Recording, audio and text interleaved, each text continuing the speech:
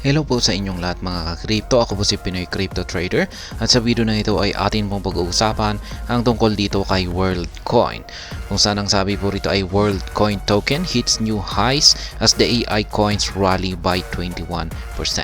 Kaya ayan, nakapagtala na naman po ng panibagong mataas na presyo itong si WorldCoin or WLD token. Sapagkat ang mga AI coins ay nagrally na naman po ng 21%. Ayan, or umangat yung kanilang mga presyo ng 21%. Kaya, ayan, bago po tayo magpatuloy ay nais ko lamang po munang bigyang linaw ang aking disclaimer kung saan ang nilalaman po ng video na ito ay hindi po ito isang financial advice. For education and information purposes lamang po ang layunin nito. Maliban po dito ay nais ko na rin pong magbigay babala na wala pong kahit anumang group chat ang Pinoy Crypto Trader. At ayan, OpenAI CEO Sam Altman's brainchild, WorldCoin, is leading an AI-powered rally across the broader stock market as WorldCoin token skyrocketed by 21%. Kaya yan, ang CEO po ng OpenAI ay si Sam Altman. Ayan, ang OpenAI ay ito raw yung brainchild. Yan, si WorldCoin. Ayan, si WorldCoin po pala ang brainchild ng CEO ng OpenAI na si Sam Altman. Ayan. Siya po ang pinapangunahan po ni WorldCoin ang mga AI-powered na mga tokens. Ayan. At ang WorldCoin token ay umangat po siya ng 21%. Kaya ayan, this week WorldCoin's WLD token is skyrocketed by 21%, reaching an all-time high of $8.96 and marking a staggering 300% gain in February alone. Kaya yan po ang napakatinding performance ni WorldCoin. Yan, or WLD token, sapagkat nitong linggo na ito ay nakapagtala po siya ng 21% na paglago sa kanyang presyo. At dahil sa paglago ng kanyang presyo na ito ay nakapagtala na naman po siya ng panibagong all-time high niya na nasa $8.96. Kaya dahil dito ay nagkaroon po siya ng 300% na gain ngayong buwan ng February. Kaya yan, ang laki na po niyan, 300% gain na yan. Kaya yan po, yung chart, pinakamataas na presyo, $8.39.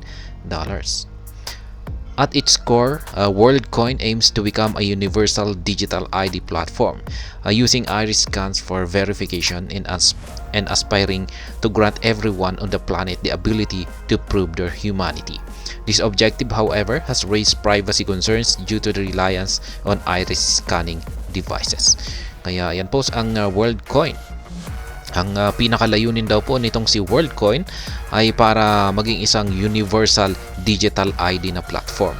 Yan, parang identification natin yan.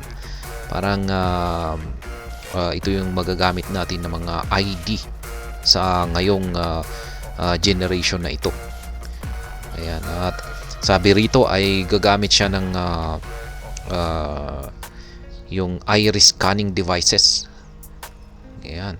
Pag sinabi po nating iris scanning devices ay sa mata po ito. Yan po yung parang yung mata natin, yung parang access key. Kaya yan po, maa-access lamang po natin yung ating privacy sa pamamagitan po ng ating mga mata. Pero nakakatakot yan. Paano kung pag kukunin yung mata natin para ma-access nila? Paano yung mga masasamang tao tapos yan, gusto nilang nakawin yung ating asset, dudukutin yung mata natin dyan para lamang manakaw nila yung ating mga assets. Despite the controversy, the WorldCoin project has gained traction, especially among young people and citizens in developing countries where the offered payment for registering identities translate to significant secondary income. At yan naman po, mukhang nagugustuhan naman daw po ito ng mga kabataan ngayon o tsaka mga developing countries, yung ganitong paraan. Ayan, makabago. This is evident in the surge of users to WorldUp, the project's first wallet, which surpassed 1 million daily users this week. Kaya yan, yung nagpapatunay daw po rito ay yung WorldUp ni WorldCoin, kung saan ay isa po itong ito po yung kanilang kauna-unahang inilabas na wallet, at marami pong nagkagusto rito, or marami pong mga users ang nagustuhan ang World App Wallet na ito, at umaabot na po ito na lumampas na po ito ng 1 million na daily users. Kaya yan, the excitement extends beyond WorldCoin, engulfing the broader AI token market. Notable projects like the Graph, Ocean, and Render protocol have also witnessed over 50% gain in the last 7 days. Singularity Net, another AI-focused token, has doubled in value. Ayan, ito po yun naman yung mga projects, mga crypto projects na may kaugnayan sa mga artificial intelligence or AI. Umangat na rin po sila. Yan, maging itong si Singularity Net. Yan, isa na rin po siyang artificial focus na token. Kaya ayan, nagsisiakyatan po, patuloy pa rin po na nagsisiakyatan ang mga artificial intelligence, ayan, na mga cryptocurrencies na may kaugnayan sa artificial intelligence.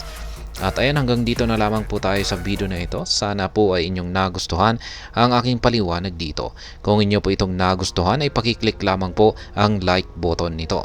Para naman po sa mga bago lamang dito, kayo po ay aking inaanyayahan para mag-subscribe. Pakiclick na rin po ang bell icon nito, dahil ito po ang siyang magsisilbing notification nito sa mga bago kong videos na akin pong ina-upload sa aking YouTube channel na ito. Marami pong salamat sa panonood. Ingat po tayo lagi, at God bless po sa ating lahat.